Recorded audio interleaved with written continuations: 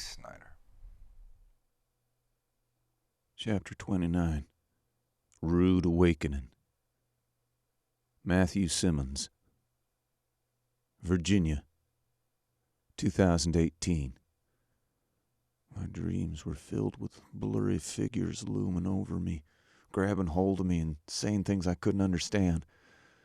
My dreams were bright and blinding, as if I'd escaped the grasp of hell and stumbled upon the pearly white gates of heaven.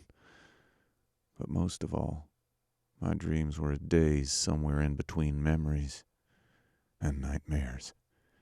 Every time I tried to open my eyes, every time I tried to move my weak and powerless body, I had the same fucking dream, over and over again. And even though each time I convinced myself that the ghouls around me were reaching down, grabbing hold and sinking their festering teeth into my flesh, I never actually felt their bites. Instead, I'd black out screaming and trying to get free, only to wake up inside the same damn dream. That is, until I opened my eyes to see her sitting beside me. Maybe an angel, or maybe a mirage, but twice as beautiful as both of them together. Her long, dark hair rested on her shoulders, and a pair of reading glasses sat on the tip of her nose. She wore a white coat, a lab coat, like doctors wear, and held a book in her hands. She was in her early 30s, but looked like she had just grown into the woman she was meant to be, wise and humble, quiet and considerate. The kind of person that when you first see them, you can't picture anything but what you want to see. And just then, as my eyes started to clear and the blur of my dreams began to fade, she looked up from her book to meet eyes with me. My lips slowly peeled apart, almost like they'd been glued together, and I tried to make a sound, letting out a wheezing breath and a dry cough. The woman stood up, dropped her book on the chair, and poked her head out a nearby door, saying something I couldn't quite make out to another person somewhere in the hall. Then, just a few moments later, as my vision fully returned to reveal the white walls around me and hospital-style bed I lay on, 4 other people crowded into the room, one of which was holding my rifle. Where the hell am I thought, trying to remember the last thing I'd seen or done before the dreams, before the blinding white surrounded me. Running. I remembered running, climbing on a wire to avoid the infected and barely escaping with my life. I remembered getting mixed up in a crowd of survivors, scared, confused, and sick people who soon enough turned on each other. And then, when that happened, I had no choice but to run, jump, and that was it. That was the last thing I remember. But from the stern and concerned expressions of the people wearing lab coats, I suspected the story didn't end there. Where am I asked, finding it difficult to swallow normally. I tried to raise a hand to my neck to feel what was the matter, but something tugged against my wrist and kept me still. A strap, one on each of my ankles and wrists, tying me to the bed. Why am I strapped down?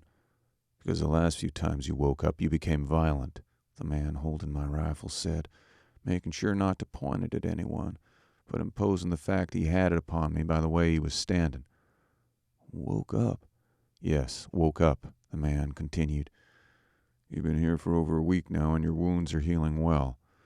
The reason you're strapped down is so that you won't be a continued danger to yourself and others. I don't know what you're talking about, I admitted, rethinking whether or not the dreams I'd been having might have been glimpses of reality instead. That doesn't surprise me, the man stated, pulling his free hand up to scratch his unshaven face. You've been sedated and drugged over the course of the past week. We felt it was the best decision given the severity of your wounds.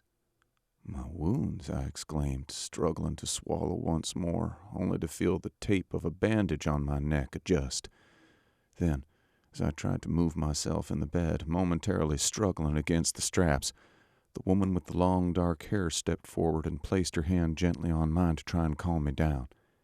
Please try to stay still, she advised, smiling tenderly and chasing the fear right out of me. The glass you broke when you jumped through the window lodged itself into your neck, hands, arms, and legs. I've managed to remove it, but you're still depending on stitches to keep those wounds shut. Are you a doctor? Yes, the woman answered, squeezing my hand gently before releasing it and taking a step back from the bed. My name is Dr. Leanne Collin, and luckily for you, I used to be a surgeon. Used to be? So, this isn't a hospital? No, it's not, the man interrupted, pulling my eyes away from Leanne. Then where are we?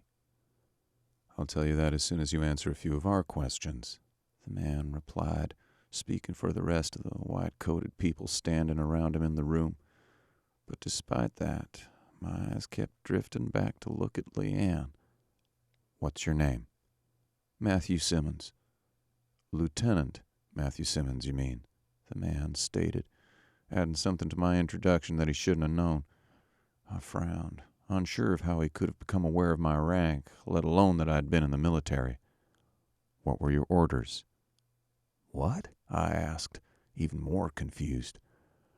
What were your orders? The man repeated, curt, but not impolite.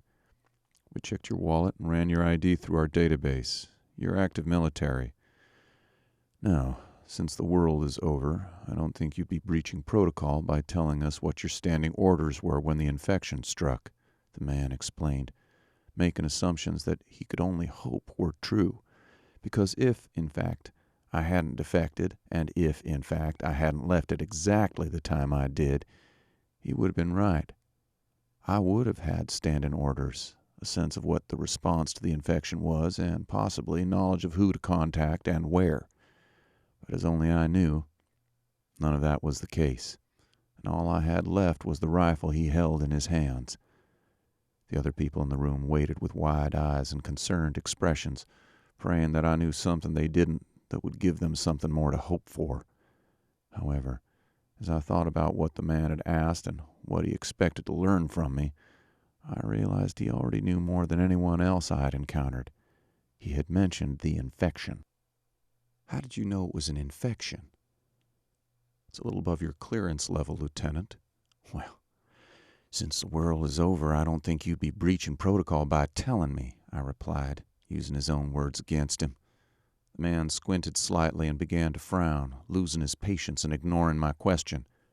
Were you one of the soldiers dispatched to this facility? No, I was off duty. Where were you stationed, and when was the last time you received communication? I wasn't stationed anywhere. I was off duty. Then what were you doing here? Vacationing. What does it look like? I grumbled, rotating my wrist to try and find a weak spot in the straps. Jesus Christ, the man snapped, shaking his head in frustration. He's not part of the rescue team. This guy doesn't know anything. That's where you're wrong, I exclaimed, pulling the man's attention back to me just as he prepared to storm out of the door. I don't know what you folks are calling the disease, but where I'm from, it goes by the name solanum. Gets into your bloodstream, makes its way to the brain, kills you, reanimates your body, and forces your corpse to attack and infect the living, I explained, watching as the faces of the white-coated people changed from concern to surprised. There's no cure. There's no vaccine. And if the only hope in hell you think you've got is some kind of rescue party, then I got news for you. I'm the closest thing you're ever going to get. So why don't you do us all a favor and untie me and start answering my fucking questions? The man stood at humbled attention, bewildered by what I had just said. If I had so much as uttered any of those words in any situation other than this outbreak, I knew he almost certainly would have ignored each and every one of them, playing dumb as he was no doubt trained to do. But something about his expression and the way he was carrying himself led me to believe that he knew far more about what was happening than even I did.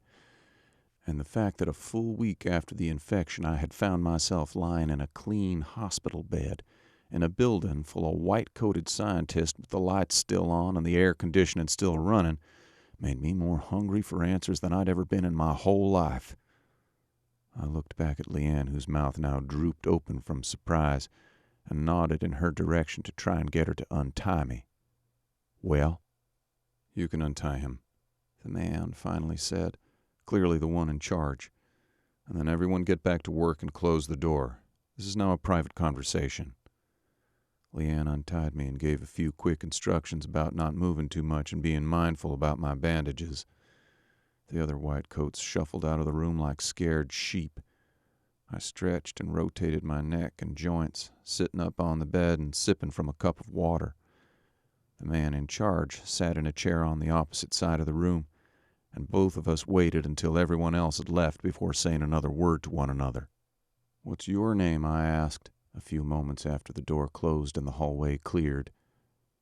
"Call me Roger," he replied, his disposition suddenly more calm, but also more guarded. "What's your real rank, sir?" "Excuse me? I need to know what your clearance level is, sir." "No, you don't," I replied, playing along with the assumption Roger had made that in order to know what I had just said, I had to have been more than what he had seen when he ran my name through their database. "All you need to know is that we're going to start being honest with each other. Now, tell me where we are." "That's not good enough," Roger replied, returning to his previous tone. "If you were supposed to be here, you'd know where we are, and this entire conversation would have been preceded by code word clearance. Now, I don't know if you overheard someone saying what you just said to me, or if you just managed to piece it all together on your own, but this conversation is not a candid exchange between survivors. It is a classified measure of national security. An incursion upon that is treason at the least," Roger exclaimed, raising his voice and laying down the law. But as I watched him bark at me with his practiced intellect, still holding my rifle like it was a toy rather than like a man who meant to use it, I decided I'd had enough of playing nice. I nodded my head and looked away, pretending to be thinking about what he was saying, while I placed my feet on the ground and stood up. As I did so, I made it appear as if my legs were too weak to support me and fell in the direction of the bandage on my left leg. Roger didn't react to help me up, but he also didn't react to point the gun at me now that I had closed half the distance between us. Then, as I moved slowly at first to get back to my feet, I pushed myself forward with my right leg and rolled towards Roger. Suddenly, he tried to snap the rifle back up to his shoulder, but wasn't able to do so before my hand landed on the side of the barrel and ripped it out of his reach, pointing it between his eyes as I stood above him. "How's this for clearance level, you stupid fuck?" I stated, watching Roger dip his eyes back and forth between my sights and the finger I kept firm against the trigger. Now I want to make a few things clear. The first is that there is no such thing as national security after an outbreak occurs. There are only survivors and the undead. The second is that those who decide to fuck with the well-being of the living and their chances of survival will rightfully be murdered or left for dead. And third is that you're not in charge anymore. And unless you give me a good goddamn reason not to kill you right now, then this conversation is over." "A good reason?"